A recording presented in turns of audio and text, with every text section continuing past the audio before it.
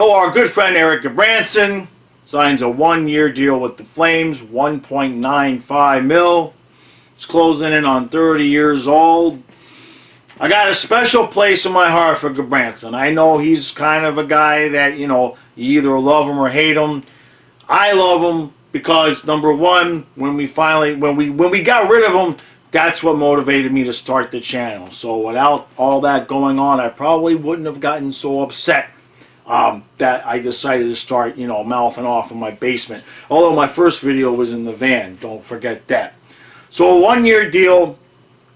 Look, we all know who Gudbranson is at this point, and the thing for me with him is that I think because of where the Panthers drafted him, and then because of how much talent pushed this kid, talking about that he was going to possibly be the captain of the team, I think that sort of ruined whatever Gudbranson was going to be from the perspective of the expectations of what we thought he was going to be when we drafted him so high.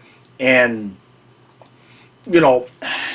it's just a shame because I think if he would have been like a third or fourth round pick and just come into the league and been allowed to develop into whatever he was going to be, I think he would have ended up being a lot more confident and being a lot better as a hockey player. The guy is absolutely a down-to-earth, just an absolute great guy. And I hate to see, if you go and you look and research it, the guy has just been knocked around all over the place. And the Panthers started that. And the fact that we drafted him so high, and I mean, that's what got me so pissed off, was we thought he was going to be named captain, and the next thing you know, he got traded. So I wish him all the luck in the world. I know he's not going to suddenly turn out to be somebody that people figure, deserve to be drafted in the first round like that with an early pick. But I hope he has success. The Flames aren't exactly a terrible team. In fact, they only had 4 fewer points than the Canadians did. So there's potential there. At least he didn't have to go to an absolute bottom feeder. I would love to see the Flames now make the playoffs and have Gudbranson become a part of that.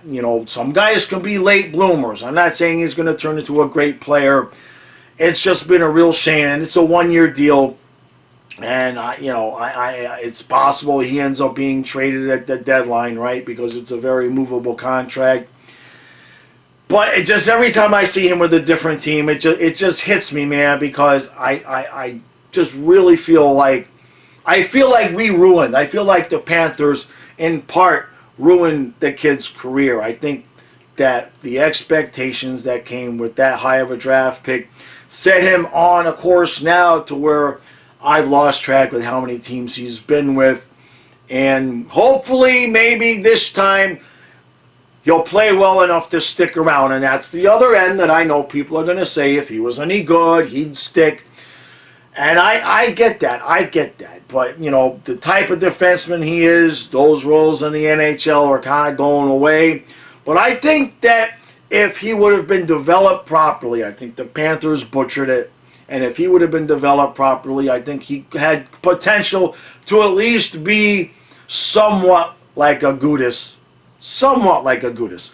But we encouraged him to be a little bit more on the physical side. We encouraged him to develop in a way to where now it's very, very difficult for him to find a role and fit. And it just irks me because he's such a good guy.